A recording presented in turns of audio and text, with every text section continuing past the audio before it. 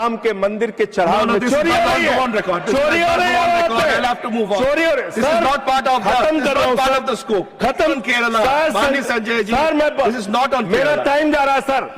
Sir please on Kerala, on Kerala. और ये वही मुस्लिम लीग है सर, हम कह रहे हैं केरलम का ये अपमान है, ये वही मुस्लिम लीग है जो जिन्ना के द्वारा स्थापित हुई। धन्यवाद मान्यवर, इस महत्वपूर्ण विषय पे मुझे आपने बोलने का मौका दिया।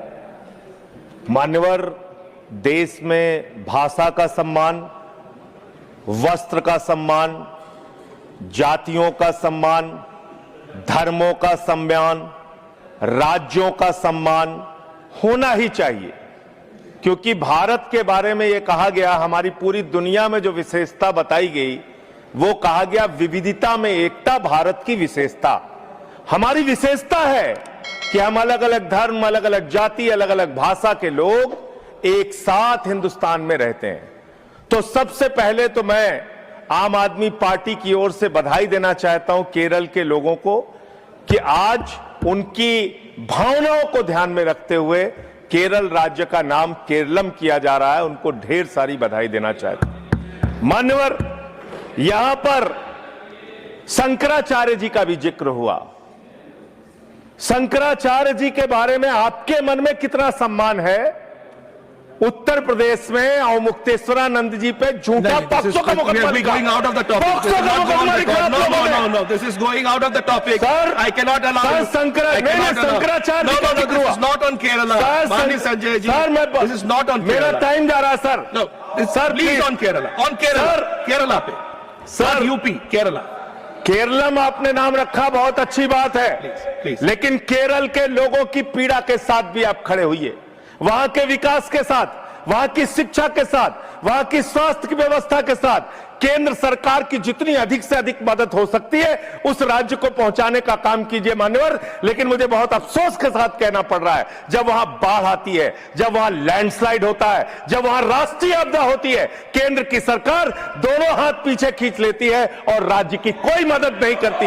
यह भेदभाव आप केरल के साथ कर रहे हैं, यह भेदभाव आप केरल के साथ कर रहे हैं। तो इसलिए अगर नाम बदलने जा रहे हैं तो चरित्र भी बदलिए, अपने काम करने का तरीका बदलिए। सिर्फ नाम बदलने से काम नहीं चलेगा। फैजाबाद का नाम मान्यवर sir, again we are going out to sir, अरे नाम बदला जा रहा है तो कुछ तो बोलने दीजिए सर। सर, फैजाबाद का नाम अयोध्या रखा गया। हमने सोचा प्रभु श्री राम के चरित्र का पालन करते हुए, उनकी मर्यादाओं का पालन करते हुए, प्रभु श्री राम के नाम से प्रॉब्लम सर, राम का नाम नहीं ले सकते हम लोग। मैंने सोचा अयोध्या नाम रखा गया, प्रभु श्री राम की मर्यादा का पालन होगा, लेकिन राम के मंदिर के चढ़ाव में चोरी हो रही है, चोरी हो रही है, चोरी हो रही है। सर खत्म कर रहा हूं सर, खत्म कर रहा हूं, खत्म कर रहा हूं सर, खत्म कर रहा हूं सर। मैं आपके माध्यम से अंत में फिर से एक बार ये कहना चाहता हूं, आप बहुत अच्छा फैसला कर रहे हैं। नामों को बदलने का काम आप करते हैं, लेकिन काम को बदलने का भी काम करिए। राम राम जपना, पराया माल अपना छोड़ दीजिए। Thank you. ऑनरेबल माननीय डॉक्टर सुधांशु त्रिवेदी जी। माननीय सभापति महोदय, हम सभी जानते हैं कि हमारे देश का नाम भारत है। ये दो शब्दों से मिलकर बना है, भा अर्थात ज्ञान का प्रकाश और रत अर्थात लगा हुआ। परंतु यह ज्ञान का प्रकाश उदय कहां से हुआ था? केरल की उस धरती से, जब आदि शंकराचार्य ने वहां से ज्ञान का विकास किया और वो पूरे उत्तर भारत तक जाकर संपूर्ण देश ने उसे स्वीकार किया। और मैं कह सकता हूं कि भारत के इतिहास में यदि अगर कोई एक विजय रही है जिसे धर्म विजय कहा जाता है, तो वो केरलम की धरती से आदि शंकराचार्य जी ने जाकर संपूर्ण उत्तर भारत में उसे स्वीकार किया। There was no victory from north to south, there was only dharma vijay from south to north. और जब आदि शंकराचार्य जी ने सर उपनिषदों के 10 उपनिषदों को ईशकेन कठ प्रश्न मुंडक मांडू के तैतरीय छांदोग्य बृहदारण्यक को कंपाइल किया, और उसका प्रभाव क्या पड़ा दुनिया पे कि इरविन श्रोडिंगर, जो कि नोबेल प्राइज विजेता क्वांटम फिजिक्स का प्रोफेसर है और साइंटिस्ट है, उसने 1964 में अपनी किताब लिखी my view of the world, और उसने लिखा है, पूरा चैप्टर लिखा था वेदांतिक वर्जन। और अगर वो वेदांतिक वर्जन पहुंचा है, द उपनिषदिक वर्जन पहुंचा है, तो वो आदि शंकराचार्य जी के माध्यम से। मैं कह सकता हूं सर, केरलम ने बताया कि ट्रस्टीशिप का कॉन्सेप्ट कोई मैग्ना कार्टा से नहीं आया। वहां के ट्रावनकोर के शासक कहते थे कि पद्मनाभ स्वामी हमारे शासक हैं, हम तो सिर्फ सेवक हैं। The concept of trusteeship aroused from Keralam, not from England. दूसरी बात मैं बताना चाहता हूं महोदय, केरलम के अंदर वो ज्ञान का प्रतीक था जिसका उल्लेख अभी आदरणीय तरुण चुग जी ने किया। डिफरेंशियल कैलकुलस और इंटीग्रल कैलकुलस जिसका क्रेडिट न्यूटन को दिया जाता है। मैनचेस्टर यूनिवर्सिटी ने 2007 में माना कि 250 साल पहले केरल स्कूल ऑफ मैथमेटिक्स में वो पूरी चीजें स्थापित थी, माधव की सारणी स्थापित थी। मगर अफसोस सभापति महोदय, उसका 2007 में मैनचेस्टर यूनिवर्सिटी ने कह दिया, मगर वो दुनिया के सामने हमने स्वीकार करना 2014 के बाद शुरू किया। फिर मैं यह भी बताना चाहता हूं केरलम ने क्या दुनिया को दिया। Sir, history of Keralam by Padmanabha Menon ने अपनी किताब में लिखा है जब जमरिन राजाओं और पुर्तगालियों के बीच में संधि समाप्त हो गई और यह तय हुआ युद्ध कैसे होगा, तो जमरिन राजाओं ने कहा हम युद्ध की शर्तें बताते हैं, युद्ध बाहर होगा, हम जब तक नगाड़ा बजाएंगे आपके कहने के बाद ही अटैक करेंगे, कोई महिलाओं के साथ अत्याचार नहीं करेगा, कोई लूटपाट नहीं करेगा। तो सर जानते हैं पुर्तगीज ने क्या कहा? They are talking about the war और talking about the sports tournament. Sir, ये वियना कन्वेंशन से नहीं आया, कॉम्बेटेंट और नॉन कॉम्बेटेंट, वो अगर आया तो केरलम की धरती से आया। तो मैं कह सकता हूं सर, अगर वास्तविकता में, और आज भी हमारे यहाँ इसको परशुराम क्षेत्र कहा जाता है, माना जाता भगवान परशुराम ने अपना फरसा फेंका था और वहां से वो भूमि निकली।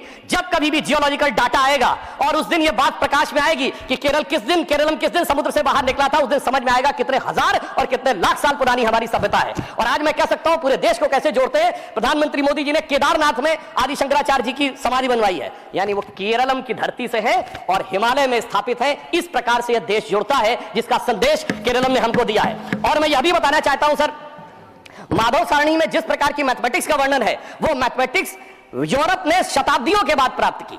फिर मैं यह भी बताना चाहता हूं सर, जब हम आजाद हुए तो ट्रावनकोर स्टेट सबसे ज्यादा लिटरेट थी, 47% रेट ऑफ लिटरेसी थी। तो सर, शिक्षा का अधिकार अगर सबसे पहले मिला, सर्वाधिक शिक्षित था तो केरलम था। कोई चाचा जी ने सबको शिक्षा दी ऐसा नहीं था। यह भी मैं बताना चाहता हूं सर, और मगर केरलम के साथ सर कुछ दुखद अध्याय भी जुड़े हुए हैं जो मैं बताना चाहता हूं। कभी कभी ऐसी भी परिस्थितियां आती थी कि जहां पर बड़ी चुनौतियां आई हैं। भारत के इतिहास में संभवतः लोगों को नहीं ध्यान होगा, 16 मार्च 2006 को केरलम की असेंबली में एक प्रस्ताव पारित होता है कि 1998 के कोयम्बटूर ब्लास्ट के मुख्य आरोपी अब्दुल नसीर मदनी, जो कि तमिलनाडु की जेल में है, उसको छोड़ दिया जाए। सर, 140 के 140 विधायक, ऑल कम्युनिस्ट, ऑल कांग्रेस, सबने मिलकर समर्थन किया। मुझे लगता है कि कॉन्स्टिट्यूशनल मशीनरी का टेररिज्म के आरोपी के पक्ष में यह प्रयोग करने का बहुत दुखद उदाहरण था। और फिर मैं कोट कर रहा हूं सर, अभी इन्होंने बहुत कुछ बोला। वीएस अच्युतानंदन जी ने, जो केरल के सीएम रहे, 2010 में कहा था कि डेमोग्राफिक चेंज इतना खतरनाक है कि केरल में बिकम ए मुस्लिम स्टेट।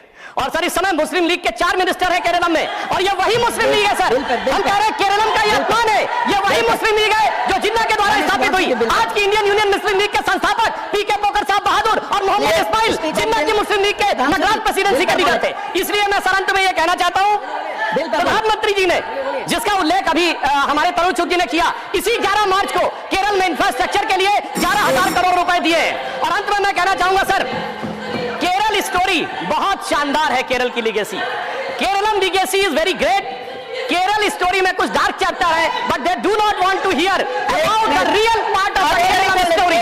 तो सर, मैं इसलिए कहना चाहता हूं कि सर, कि केरलम के इस महान विचार के अनुरूप प्रधानमंत्री जी ने जो इसका नाम रखा है, यह स्वतंत्रता में स्व के भाव की अभिव्यक्ति है। अतः मैं एक पंक्ति कहकर अपना बात समाप्त करता हूं। सर, केरलम के युवकों जागो, पुनः नया युग आया है, भारत की शक्ति नहीं है, मोदी ने बीड़ा उठाया है। माननीय श्री जोश के माणी जी, माननीय